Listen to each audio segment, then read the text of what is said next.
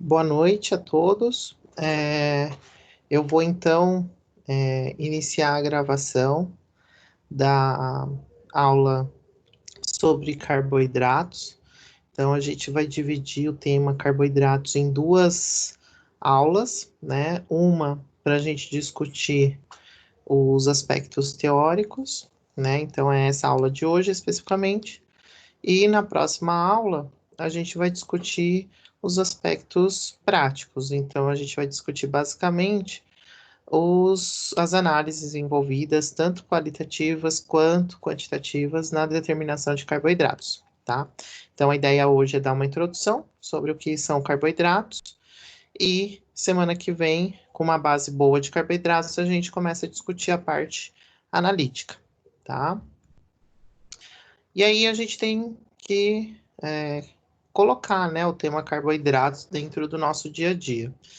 Então, onde que são encontrados normalmente os carboidratos? Bom, os carboidratos, a principal fonte deles, né, é a fonte vegetal. Então, a gente consegue encontrá-los, né, em materiais de origem vegetal. Então, madeira é um exemplo, né, algodão, outro exemplo. E mais especificamente na parte alimentícia, que compete à nossa disciplina, a gente tem as principais fontes de carboidratos sendo os farináceos, né, e os açúcares, né? Então, quando a gente vai falar sobre carboidratos, a gente basicamente, em termos alimentares, a gente vai discutir a questão das farinhas e dos açúcares, né? Dos doces de modo geral, né?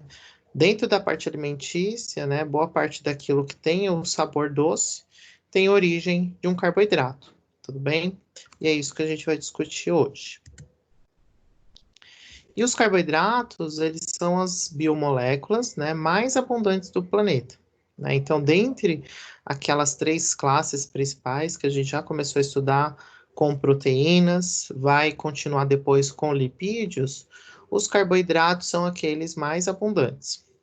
E uma grande questão que envolve os carboidratos é a sua oxidação para promover o abastecimento energético da maioria das células não fotossintéticas.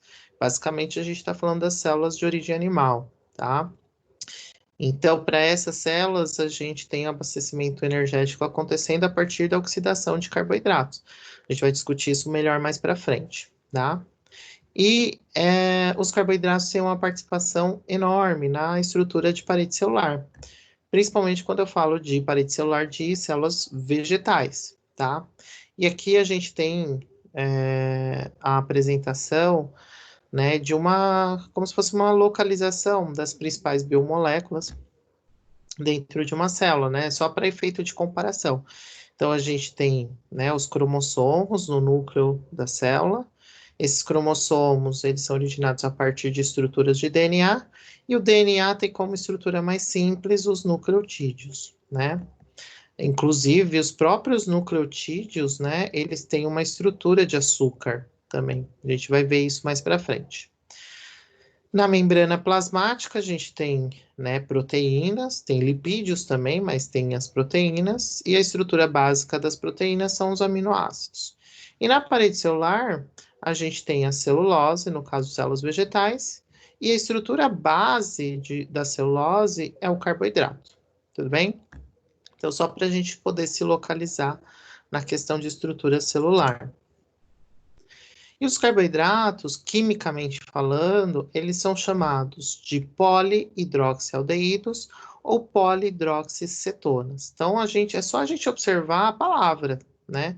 Então, poli, muitos, hidroxi, hidroxilas, aldeídos, função aldeído. Então, a gente está falando de uma estrutura que possui muitas hidroxilas e um aldeído, ou muitas hidroxilas e uma cetona, tudo bem?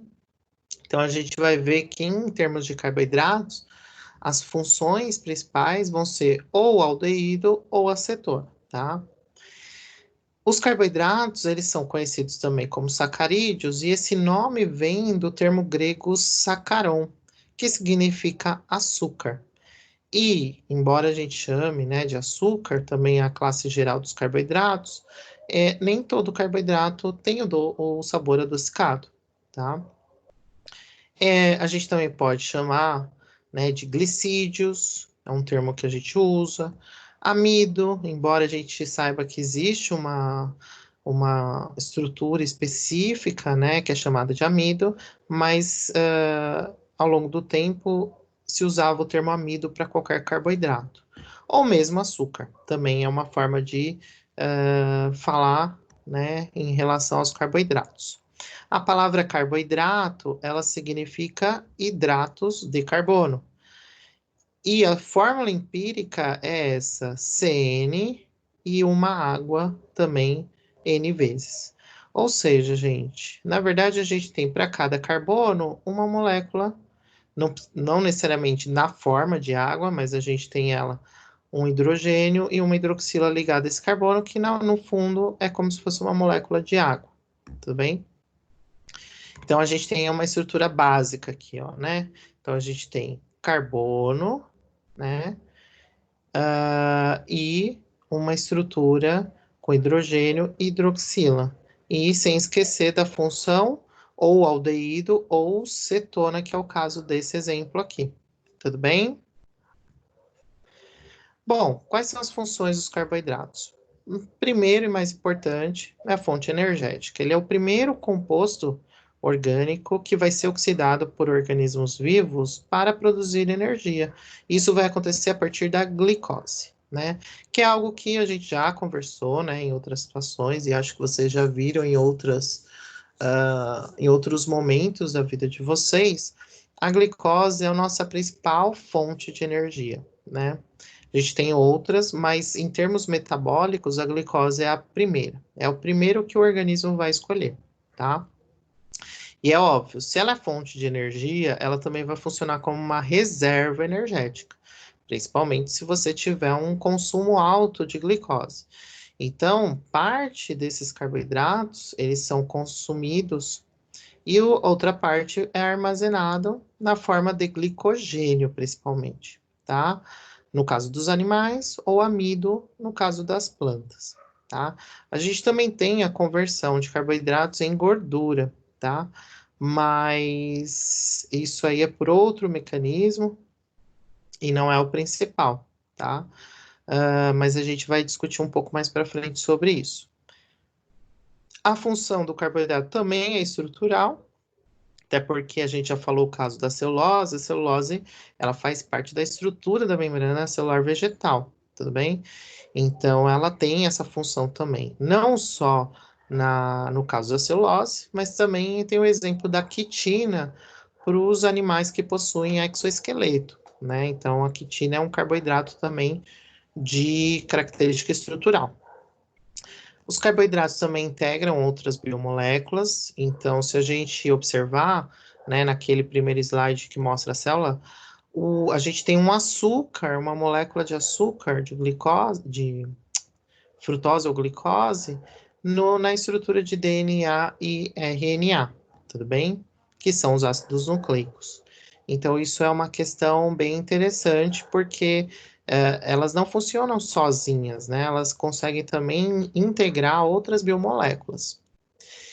E também tem a questão da interação célula a célula, né? Então, gente, o que que acontece? É muito comum a gente observar, né, ler em outros lugares, que uma célula vai entrar em contato com outra e vai acontecer algum processo, e parece uma coisa assim que é, como que eu posso dizer, é muito mecanística, né? Ou seja, ela entra em contato e a partir do momento que há o contato, há um processo que vai acontecer ali. No fundo, todos esses contatos envolvem alguma interação de estruturas de biomoléculas que têm algum tipo de afinidade, tá? E isso, no caso dos carboidratos, vai acontecer muito por um processo de sinalização celular. Ou seja, para que uma determinada biomolécula se aproxime, por exemplo, da superfície de uma célula, Essa aproximação só vai acontecer se tiver na superfície da célula alguma molécula de carboidrato que faça essa sinalização. E a partir dessa sinalização acontece a aproximação. Um exemplo muito clássico é no processo de fertilização, né? A fertilização, ela só vai acontecer se houver a presença de um sacarídeo específico na superfície do óvulo. O espermatozoide só vai reconhecer se houver esse sacarídeo. Então, isso é um processo que nós chamamos de sinalização, tá? E ela não vai acontecer só no caso da fertilização. Ela acontece, na verdade, na maioria das células. Então, isso é um conhecimento relativamente recente, né? Depois que a gente passou a ter microscópios com uma resolução um pouco melhor, é que a gente conseguiu enxergar na superfície da membrana celular, né, vários glicídios, né, responsáveis por processos de sinalização, para que ocorra algum tipo de interação, ou célula-célula, ou interação célula-enzima, ou interação de diversos tipos. Tudo bem? E como que a gente pode reconhecer, né, um carboidrato? Primeiro é observar a fórmula empírica, né? Então a gente tem carbono, hidroxila, hidrogênio, e várias vezes, né? Então poli, né? Polihidroxi. E também a presença, né, de uma estrutura ou pura ou derivada de um aldeído ou cetona, tudo bem? Que vai acontecer normalmente nos carboidratos. Então, a gente tem essa forma de representação, que é a fórmula de Fischer, né? Ele representa, né, a estrutura como se ela estivesse aberta, mas ligando o carbono 1 ao carbono 5, que é o que acontece, a gente já vai entender como que isso acontece, tá? E aí a gente tem, né, a forma alfa e a forma beta. Essa forma alfa e a forma beta é em relação à posição da hidroxila no carbono 1, especificamente nesse caso, tudo bem? Mas podem ser alterações também da hidroxila nos outros carbonos. A gente tem a fórmula de Haworth. Então, nessa fórmula, a gente vê a estrutura que é mais comum de se observar nas referências, né, que é a estrutura cíclica, né? É um pouco mais próxima do que seria o real, tá? E a gente tem a possibilidade também de representar na sua estrutura conformacional, que é cíclica também, mas a estrutura desse ciclo ela está mais de acordo com aquilo que acontece realmente no espaço, né? Na estrutura da molécula, levando em consideração os impedimentos estéricos que existem nessa estrutura. Tudo bem? Algumas propriedades dos carboidratos. A primeira delas, e muito significativa, é a questão que é muito comum encontrar isômeros em carboidratos, né?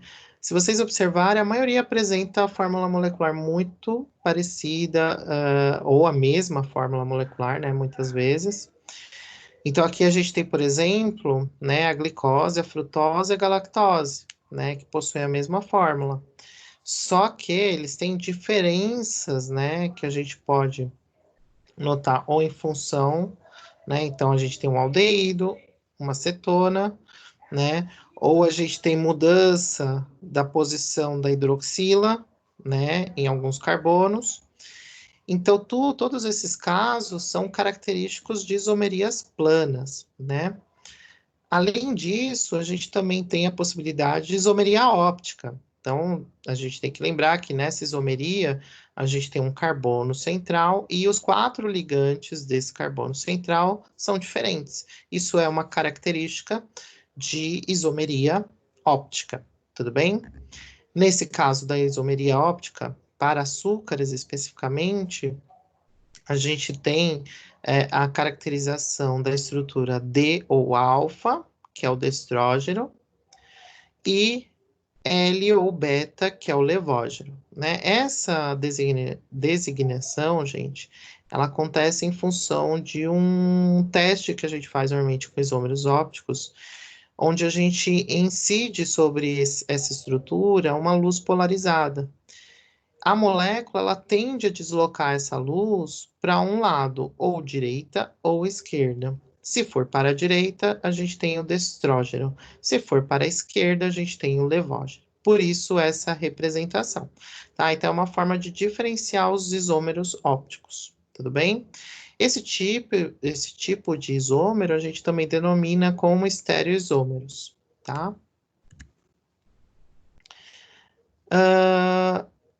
Epímeros é uma classificação, na verdade, também é uma isomeria, obviamente, mas é uma forma que a gente encontra de representar, né, de designar os carboidratos de forma mais simples. O que eu quero dizer com isso?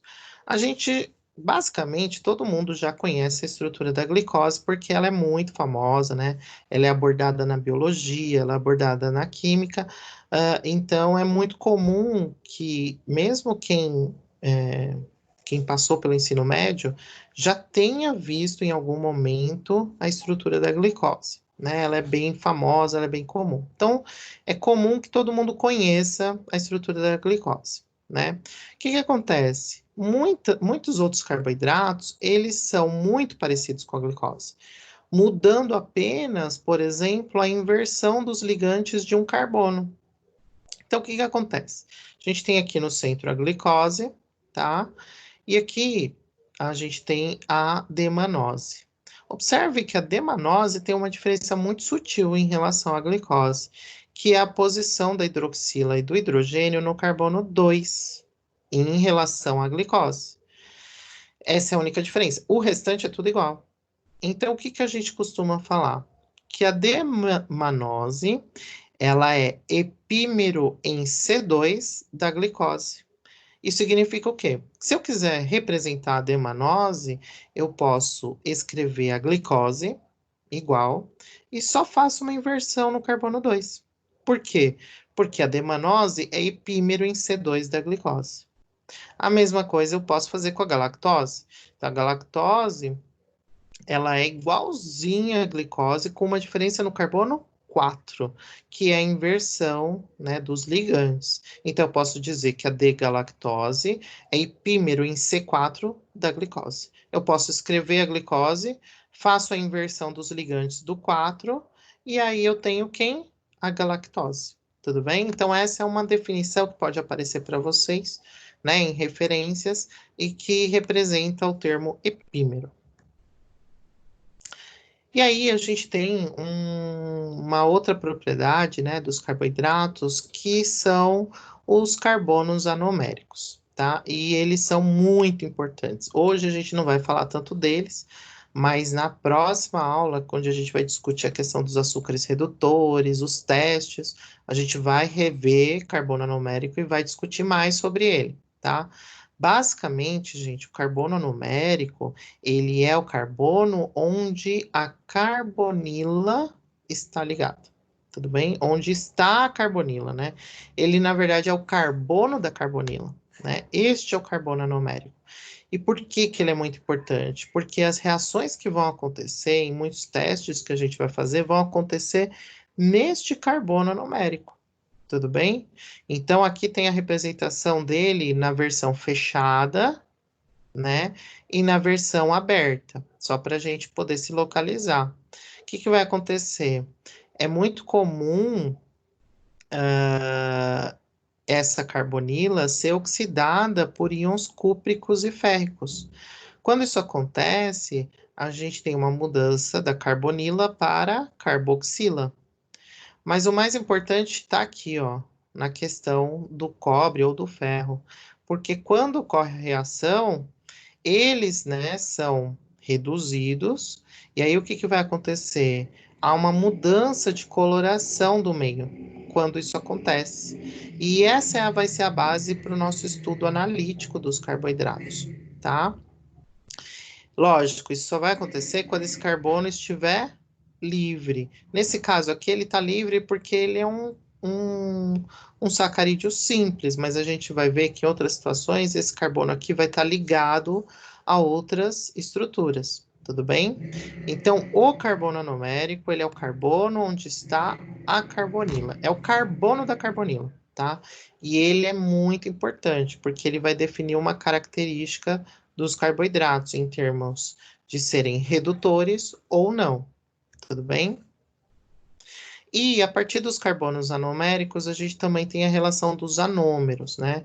Então, basicamente, gente, os anômeros são estruturas que são muito parecidas, obviamente, são isômeras, obviamente, e a diferença básica vai acontecer entre os ligantes do carbono anomérico, tá? Então, por exemplo, aqui, ó, o ligante, ele tá, ó, a hidroxila tá para baixo. E aqui a hidroxila é a mesma estrutura, tá? Só que mudou a posição dos ligantes do carbono anomérico. A hidroxila aqui tá para cima, tá? Então, o que que acontece? Essa estrutura é anômera, desculpa, dessa aqui. Tudo bem? Então, o que que acontece? Em termos de propriedades, são muito parecidos, né? Então, eles têm propriedades físicas e químicas muito parecidas.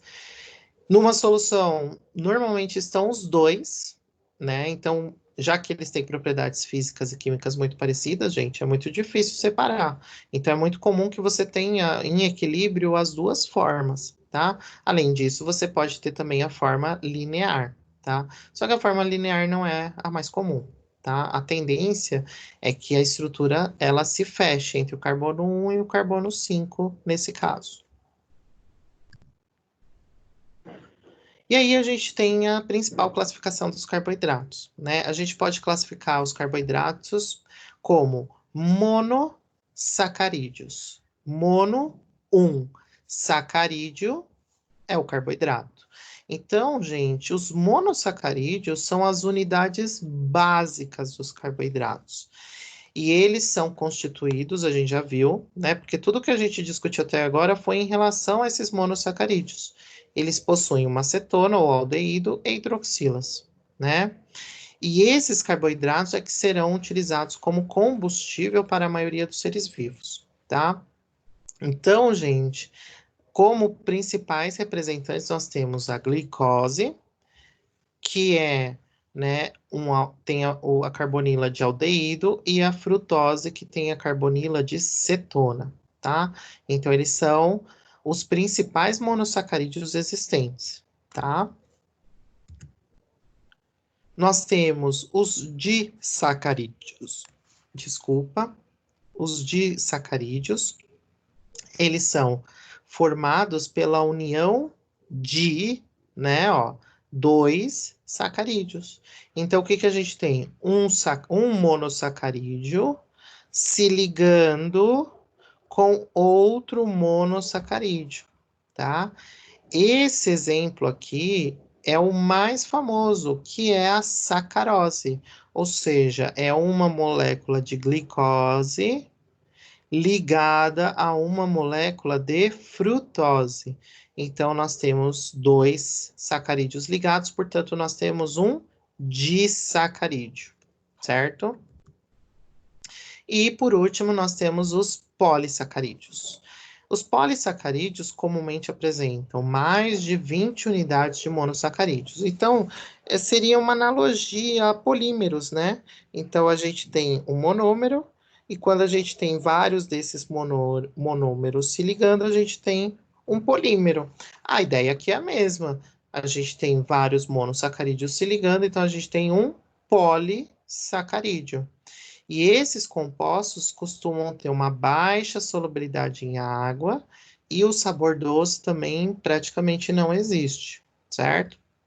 E uma observação muito importante, tá? A gente tem o costume de chamar de oligosacarídeos os polissacarídeos que têm de 3 a 20 unidades de monossacarídeos, tá? Então, esse termo, ele já não é mais muito usado, mas pode aparecer em algum lugar. Então, só para vocês saberem que são polissacarídeos de 3 a 20 monossacarídeos. Acima de 20, aí é o único termo que sempre foi usado, é o de polissacarídeos, tudo bem? Um exemplo clássico é a celulose, né? Perceba a celulose, ó, é glicose ligada em glicose, ligada em glicose e continua, né? Amido é a mesma coisa, só que o amido ele tem a glicose ligadas em outras posições. é o que dá as diferenças de propriedades entre os polissacarídeos. Tudo bem? Bom, agora a gente vai falar um pouco sobre cada classe, né? E os seus principais constituintes. Então, dentro dos monossacarídeos, os principais, sem sombra nenhuma de dúvida, são a glicose e a frutose, tá? Eles estão presentes em frutas, né, como uva, maçã, laranja. Então, o sabor adocicado das frutas é em virtude, né, dessas estruturas. E o interessante desses açúcares é que a partir da fermentação deles, a gente tem a produção de vinhos e cidras em processos anaeróbicos, catalisado normalmente por micro-organismos, né? Então, a gente tem a glicose convertida aí em etanol. O metabolismo da glicose é a principal forma de suplementação energética, né? E o que vai ser usado normalmente, né? Na quebra da glicose, os carbonos dessa estrutura vão ser usados para formar novos aminoácidos, nucleotídeos e outras biomoléculas, né? Então a gente diz que o carboidrato, a glicose especificamente, ele vai servir como esqueleto carbônico de aminoácidos e outras biomoléculas, né? E isso é muito interessante. Você vê que é o corpo aproveitando uma estrutura para formar outra, né? É isso que acontece no nosso metabolismo. Então aqui a gente tem a glicose, novamente, né? Só deixando claro, né? Olha aqui o carbono numérico. Ele é um aldeído, então ele é um polidroxialdeído, né? Aqui a forma fechada dele. Nesse caso, a gente vai ter, né, o carbono numérico aqui fazendo a ligação, né, com o carbono 5, quando ele fecha, né? Aqui é a frutose. A frutose, ele é um polidroxicetona. Olha aqui a estrutura cetona. Percebam que no caso de uma polidroxicetona, o fechamento para a formação do ciclo vai acontecer entre o carbono 2 e o carbono 5, né? Então, entendam, como numa frutose a gente tem a função cetona, é óbvio que o carbono numérico aqui não vai ser o carbono 1, porque se fosse o carbono 1, ele seria um aldeído, tudo bem? Então, obrigatoriamente, tem que ser um carbono que está no meio da estrutura, né, para ser uma cetona. E a gente tem que lembrar, o carbono numérico é o carbono da carbonila. Então, aqui vai ser a mesma coisa. Então, esse carbono 2 vai fechar aqui com carbono 5. Por isso que a estrutura fechada da frutose, ela é um pouquinho diferente, porque o fechamento vai acontecer entre o 2 e o 5, tá? A gente pode fazer a classificação dos monossacarídeos de acordo com a natureza química do grupo carbonila. Então, o que vai acontecer? Se o grupo carbonila for um aldeído, a gente tem uma aldose, tá? A gente vai chamar essa estrutura de aldose. Se o grupo carbonila for uma cetona, a gente vai chamar de cetose, tá? Então, esse monossacarídeo, ele é uma aldose. Por que ele é uma aldose? Porque ele tem a função aldeído. Nesse aqui, a gente tem uma cetose. Por quê? Porque nós temos a função cetona. Aqui, aldose, função aldeído. Aqui, a defrutose, ela é uma cetose. Nessa estrutura, a gente tem aldose, né? Aqui, ó, a estrutura do aldeído. E aqui também uma aldose, estrutura do aldeído, certo? E aí, o que acontece, gente? Vocês viram lá, né, os carboidratos abertos, fechados. Então, vamos tentar entender um pouquinho melhor como que acontece, né, esse processo. Porque os carboidratos, embora seja comum, né, representá-los de forma aberta, o que a gente vê, né, naturalmente, né, o carboidrato em solução, por exemplo, é que ele tende a fechar. Então, ele tende a estar na sua forma cíclica. A forma linear existe? Existe, porque você tem um equilíbrio entre essas duas formas, mas a predominante é a forma fechada, tá? E o que vai acontecer na forma fechada? Basicamente, vamos pegar o exemplo aqui de uma aldose, nós vamos ter o fechamento acontecendo entre o carbono 1, que é o carbono numérico, e a hidroxila do carbono 5. Então, aqui, ó, carbono 1, 2, 3, 4, 5. E aqui a hidroxila do carbono 5. Então, o que que vai acontecer? A gente vai ter a ligação deste carbono, tudo bem, com o oxigênio. Quando isso acontecer, é óbvio que essa dupla ligação não vai permanecer. O que que vai acontecer? Ele vai ter a ligação aqui e a formação de uma hidroxila no lugar onde estava a carbonila. Então, isso aqui é o processo de fechamento. É lógico, quando isso acontece, nós temos duas possibilidades: ou a forma alfa ou a forma beta. Qual que é a diferença da forma alfa e a forma beta? Está ainda no carbono numérico, ou seja, é na forma, na disposição dos ligantes. Então, aqui o H está para cima e o H está para baixo, e aqui o OH está para cima e o OH está para baixo. Tá? Então, essas duas estruturas tendem a estar em equilíbrio nessa interação, tá? Aí, o que que a gente tem? Além da forma cíclica da glicose, também vai acontecer a mesma coisa com a frutose, tá? Só que a frutose, ela vai acontecer entre o carbono 2, o carbono numérico, né, que está na posição 2, e a hidroxila do carbono 5. E aí vai ser da mesma forma, tá? Só que aí, olha a diferença, né? Como aconteceu entre o carbono 2, o carbono 1, né? Que aqui na glicose ela fica dentro do ciclo, aqui na frutose não vai acontecer isso, ele vai ficar para fora, ó, porque ele se liga aqui, né? Ó, carbono 2, carbono 5. Esse carbono 1 da estrutura, ele não é o anumérico e ele vai ficar para fora como se fosse uma ramificação, tá? Então, a gente vai ter, no final, essa estrutura, tá?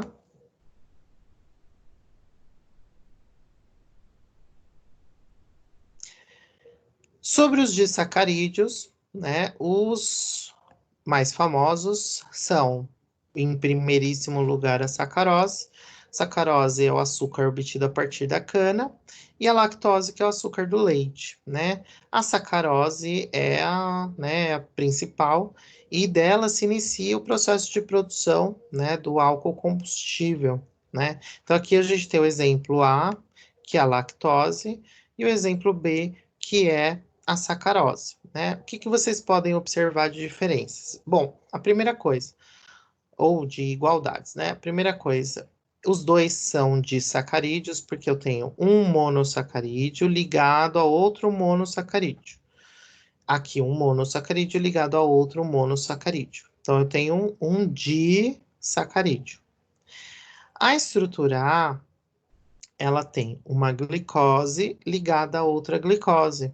Na estrutura B, eu tenho uma glicose ligada a uma frutose. Então, o que que acontece? A lactose, desculpa, ela é um disacarídeo, onde os dois monossacarídeos que estão ligados são a glicose. Já a sacarose é uma glicose ligada a uma frutose, tá? Essa é a diferença primordial entre as duas estruturas. Semana que vem a gente também vai entender uma diferença analítica que a gente consegue fazer a determinação de cada um deles, tá? E aí, uma coisa interessante, você já deve ter visto em algum lugar, é o uso do termo açúcar invertido, né? O que que é o açúcar invertido, né? O açúcar invertido é quando a gente pega a sacarose, quebra, cliva essa ligação glicosídica, tudo bem? E aí a gente vai ter uma solução contendo uma mistura, tanto de glicose quanto de frutose, né? Numa relação equimolar, né? Porque cada disacarídeo quebrado vai gerar uma glicose e uma frutose. Essa solução final de glicose e frutose é chamado de açúcar invertido, tá? E aí, existem algumas propriedades ópticas que são um pouco diferentes, né? E que é muito característico da indústria alimentícia. A ligação, né, entre dois monossacarídeos vai acontecer, né, como eu falei, pela chamada ligação glicosídica, tá? Essa ligação vai acontecer entre a hidroxila de um monossacarídeo e o carbono anomérico de outro monossacarídeo. Também vai poder ocorrer a ligação entre dois carbonos anoméricos. Então, de qualquer forma, tem que haver pelo menos um carbono anomérico envolvido, né, para a ligação glicosídica acontecer. E, embora não seja muito fácil formar a ligação glicosídica, mas quebrar é um pouco mais fácil. Então, a gente normalmente quebra a ligação glicosídica por ação de ácidos diluídos. Isso a gente vai discutir também semana que vem, tá? Então, percebam, ó, lactose, então é uma glicose ligada entre um carbono anomérico de uma estrutura com a hidroxila, tá? Porque, embora esteja representado assim, gente, isso aqui é uma hidroxila do carbono 4, tá? Então, a ligação glicosídica vai acontecer, nesse caso, entre, né, a hidroxila de um monossacarídeo com o carbono anomérico do outro. E também pode acontecer da ligação acontecer entre o carbono anomérico da glicose com o carbono anomérico da frutose. Vocês têm que lembrar que a frutose é uma cetose. Então, o seu carbono anomérico é o carbono 2, tudo bem? Então, aqui, ó, os dois carbonos anoméricos estão ligados. Aqui, só um. O outro carbono anomérico, ele está livre. Por que que isso é importante? Porque em termos analíticos, eu consigo fazer diferenciação entre uma estrutura que tenha um carbono anomérico, pelo menos, livre, e outra estrutura que não tenha carbono anomérico livre, tudo bem? Normalmente, quando a estrutura tem carbono anomérico livre, ou seja, que não está fazendo nenhuma ligação glicosídica, eu chamo este açúcar de açúcar redutor, tudo bem? E quando eu tenho os dois carbonos anoméricos fazendo a ligação glicosídica, eu tenho um açúcar não redutor, tá? Só que a gente vai discutir isso melhor semana que vem, tá? Hoje é só para comentar. E como que vai acontecer essa ligação glicosídica, gente? De novo, né, ó, carbono anomérico. Essa estrutura a gente chama de M-acetal, tá? Para reações orgânicas de forma geral. Então, quando a gente tem esse carbono anomérico, e aí aqui nós temos a hidroxila de outro carbono, o que que vai acontecer? Esse hidrogênio vai se ligar a essa hidroxila e vai ser eliminado na forma de água. Então, a gente vai ter o quê? A ligação desse oxigênio com esse carbono. E aí a gente tem a ligação glicosídica acontecendo. Quando a gente tem essa estrutura, nós chamamos de M-acetal, né? Quando a gente tem a finalização dessa reação, que daí vai ter essa outra estrutura, nós chamamos de acetal, tá?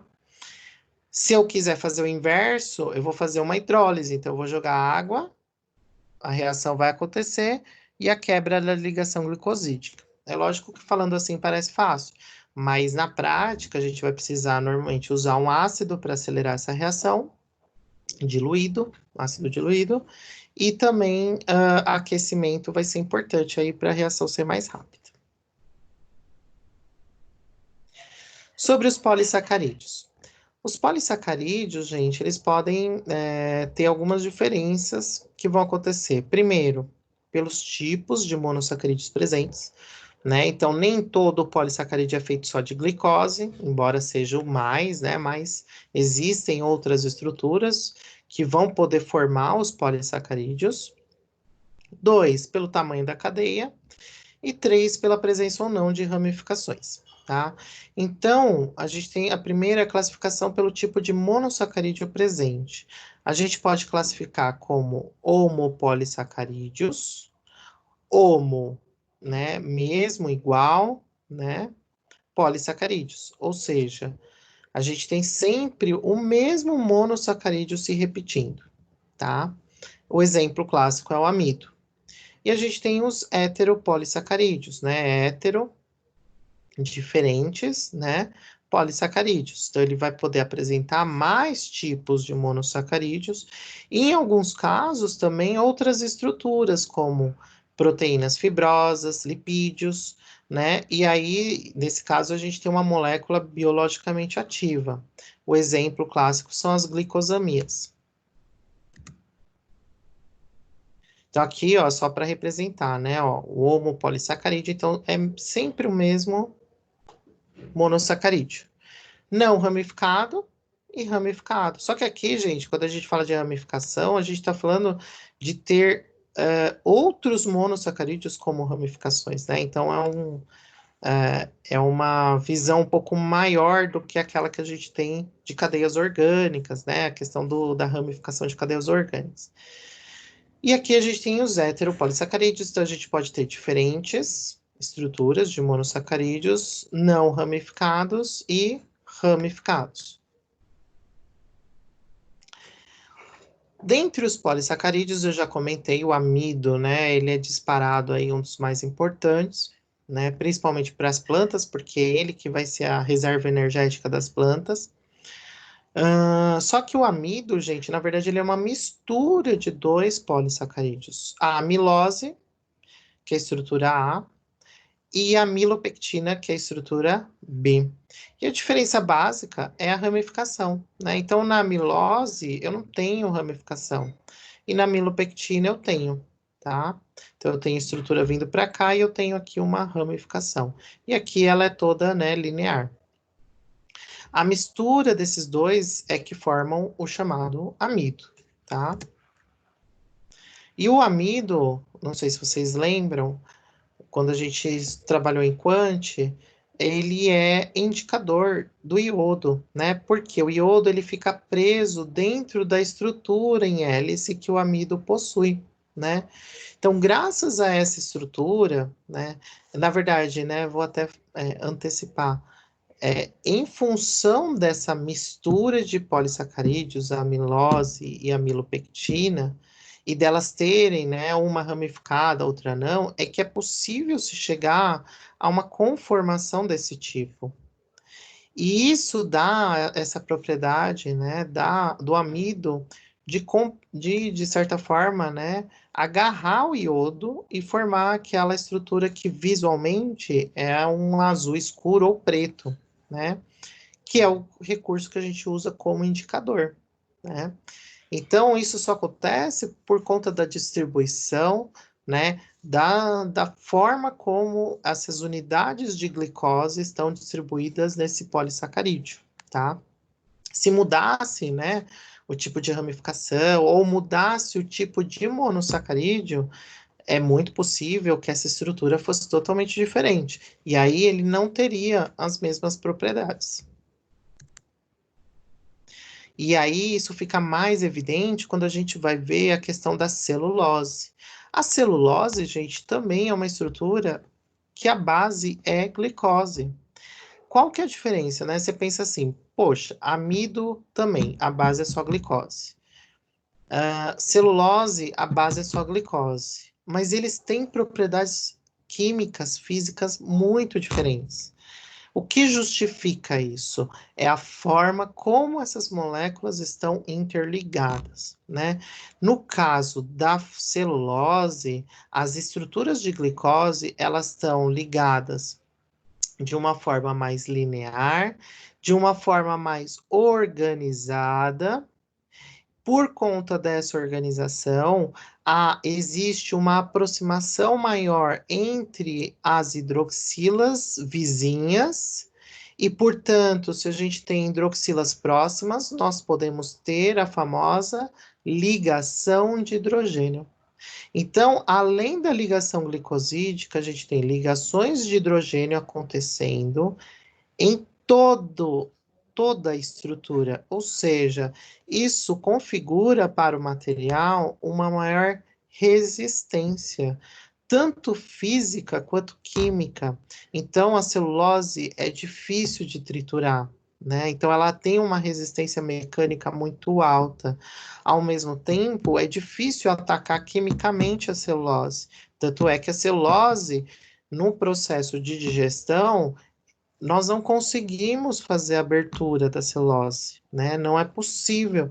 Então ela acaba, é a sobra, é o que sobra do processo digestivo, né? É a celulose, porque ela não é atacada.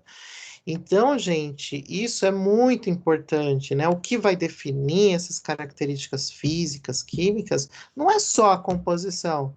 Ah, é só glicose, é só frutose, ou é a mistura dos dois. Isso vai auxiliar? Vai, mas o que vai definir de fato, né, vai ser a composição como um todo. Ah, os tipos de monossacarídeos, como eles estão distribuídos, se eles estão na forma linear, se eles estão na forma ramificada. Tudo isso é o que vai definir essas características, ou seja, se você imaginar, tanto amido quanto celulose, a base é a mesma, é a glicose. Só que a forma, a distribuição, como essas unidades de glicose estão ligadas, é o que está diferenciando as características físicas e químicas desse material, né?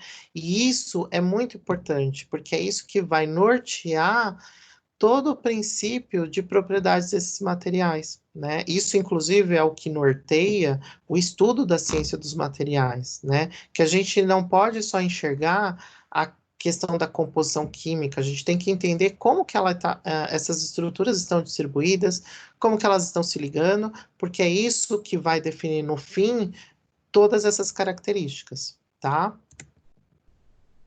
Um outro polissacarídeo estrutural muito importante é a quitina, tá? A quitina, ela vai ser a estrutura, ela vai não, né? Ela é a estrutura principal, né, do exoesqueleto de invertebrados. É importante lembrar que para esses seres é importante um exoesqueleto resistente, porque essa é a proteção deles, né?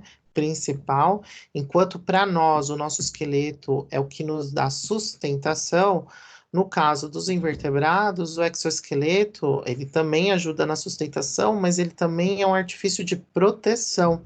Então, a resistência é importante. E observe, a quitina, ela tem uma estrutura básica, né? Mas ela não é a estrutura básica da glicose. Na verdade, ela tem, se vocês observarem aqui, ó, um nitrogênio, né? E aí o que que acontece? A gente consegue depois transformar a quitina num produto chamado quitosana, né? E a quitosana, ela já é bem estudada porque ela tem uma característica de adsorção de metais muito boa, né, que vai acontecer por conta das ligações coordenadas com um grupo nitrogenado, tudo bem?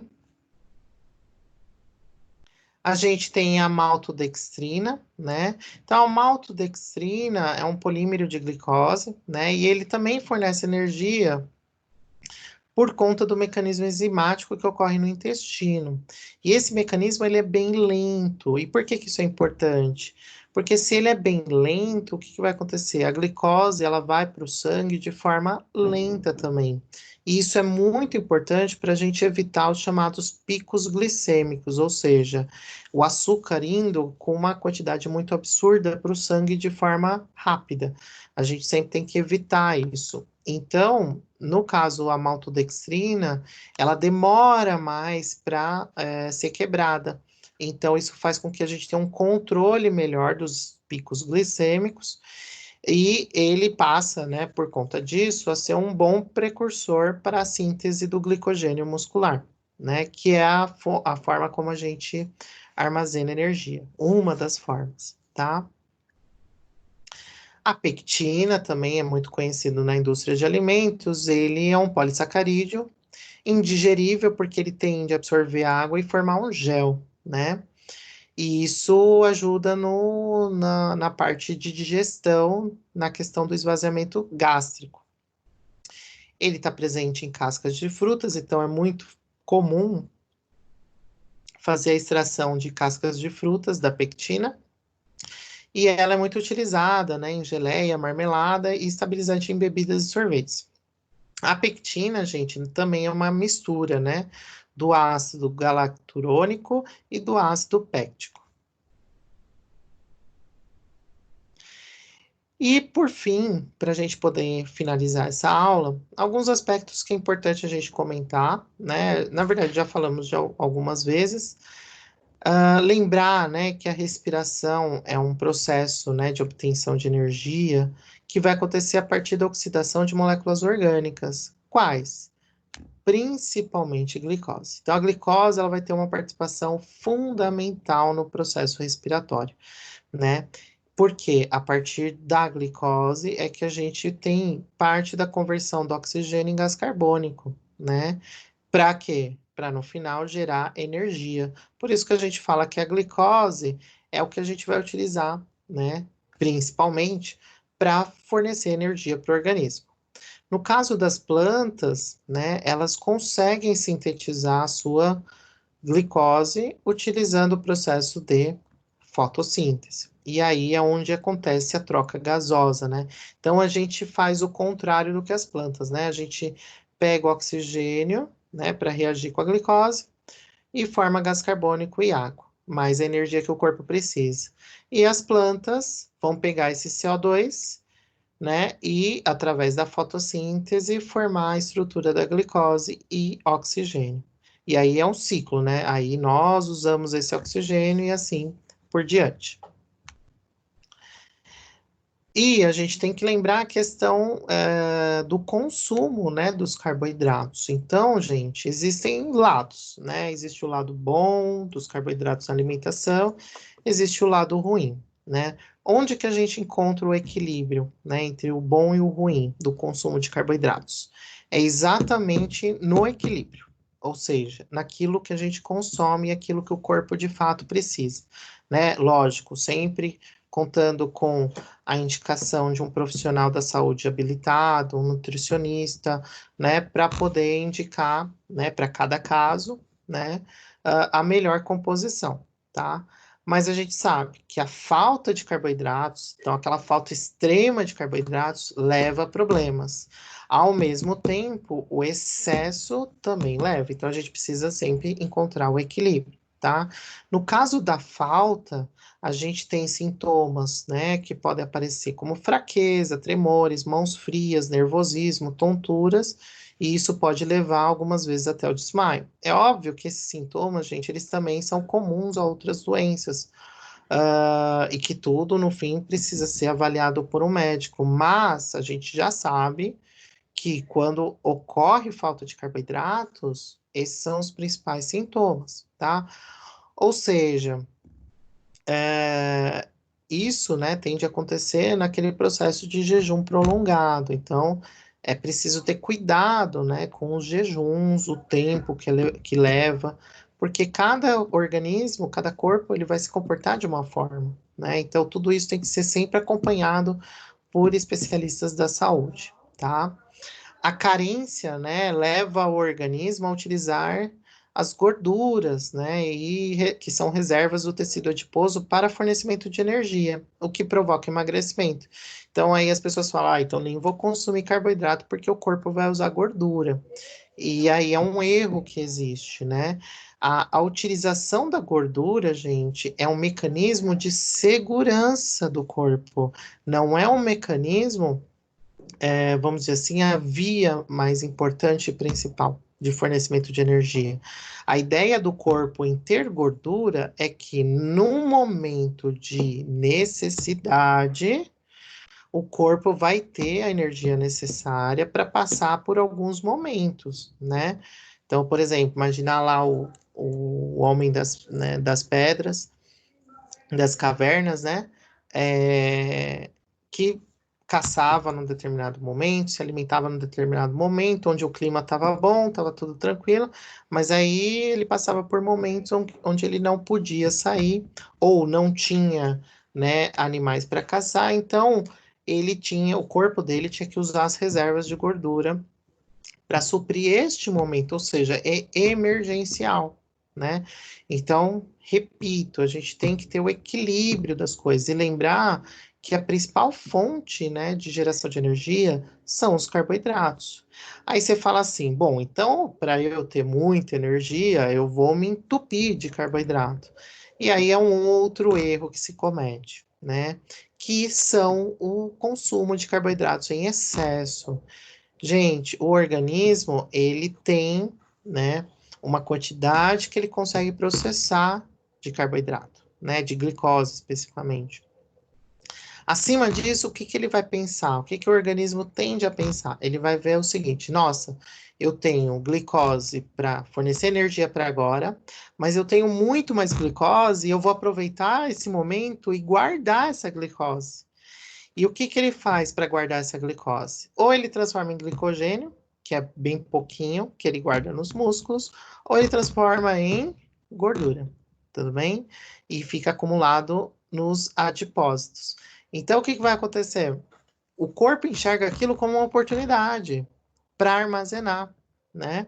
Porque ele pensa assim, nossa, eu não sei quando de novo eu vou ter essa fonte de glicose. Então eu preciso guardar agora, porque se eu precisar no futuro eu vou ter estocado. E é aí que se estoca na forma de gordura. Só que nós não vivemos mais a era das cavernas. Então a dinâmica social do ser humano mudou a tal ponto que a gente já não gasta tanta energia como antes. Ou seja, acaba aumentou, né, o consumo de carboidrato, mas não aumentou as nossas ferramentas, as nossas formas de usar esse carboidrato, né, para que o corpo não precise guardar tanto. Então, o que que acontece? Ele guarda e ele vai acumulando. Então, ele entende que quanto mais ele está guardando, melhor, né? Porque ele está lá e está mantendo o corpo com um bom estoque de gordura. É isso que ele entende. No entanto, isso leva a outros problemas, que é a obesidade e a aterosclerose, né? A aterosclerose nada mais é do que aumento de triglicerídeos sanguíneos, e isso pode levar a complicações do sistema circulatório e do coração, tá? Então, gente, isso é muito importante de ser falado, né? Existe um equilíbrio, né, daquilo que a gente pode consumir de carboidratos. E eu acho que a melhor forma, né, da gente ver qual é esse equilíbrio é observar qual é a composição, né, dos principais macronutrientes nos alimentos naturais, porque é eles que definem o tipo de alimentação que nós deveríamos ter, né? Então, se a gente observar, a maior parte dos alimentos naturais, os carboidratos não são os principais constituintes, na maior parte deles. Ou seja, será que a nossa alimentação, então, pode estar baseada numa alimentação à base de carboidratos, né? E a gente precisa refletir, estudar sobre isso, né? Lógico, sempre com acompanhamento, né, de profissionais da saúde, que são os mais indicados para poder fazer uma melhor recomendação, né? Mas é nossa função também, dentro da área de bromatologia de alimentos, de ter essas noções, né, sobre a questão, o aspecto da importância dos carboidratos dentro da nossa alimentação. E saber definir, né, deixar claro, né, que a gente também não pode simplesmente abrir mão dos carboidratos, porque a gente sabe que metabolicamente eles são muito importantes, mas que a gente também não pode nadar numa piscina de carboidratos e se alimentar disso, porque o organismo não aguenta. Tudo bem? Ele vai aguentar durante um tempo, porque ele vai ficar armazenando tudo isso na forma de gordura, mas o efeito dos depósitos de gordura vão levar a outros problemas de saúde, tá? Então, basicamente, tudo isso que a gente tratou foi relacionado, né, à hipoglicemia, né, que é o primeiro processo sobre a falta de carboidratos, né, de açúcar no sangue, a hiperglicemia, que é o contrário, ou seja, uma quantidade enorme de sangue, e isso também está relacionado com o processo de diabetes, né? Então, no processo de diabetes é quando a gente tem, né, normalmente a hiperglicemia, mas aí é mais por conta, também pode ser por conta da alimentação exagerada de carboidratos, mas o principal fator é que na diabetes não há uma produção adequada de insulina. A insulina é a biomolécula responsável, né, por fazer o processamento da glicose no nosso organismo, né? Direcionar a glicose para dentro das nossas células para que o processo de obtenção de energia comece. Sem a insulina, o sangue fica com altos teores de açúcar, e aí isso acaba gerando um meio extremamente tóxico para o organismo, tá? Uh, a partir daí, para finalizar, a gente pode só ter uma breve noção do que acontece, né, no sistema fisiológico com relação ao consumo do açúcar, né? Então, gente, o que que vai acontecer? Aqui a gente tem o meio extracelular e o meio intracelular. Aqui a gente tem a membrana, né? A membrana celular. Na membrana celular, a gente tem proteínas que acabam sendo usadas, né, como receptores, como transportadores, né? Então, a gente tem um sistema com uma quantidade de glicose no sangue. Quando isso acontece, o nosso corpo vai fazer o quê? No primeiro momento, ele vai liberar a insulina.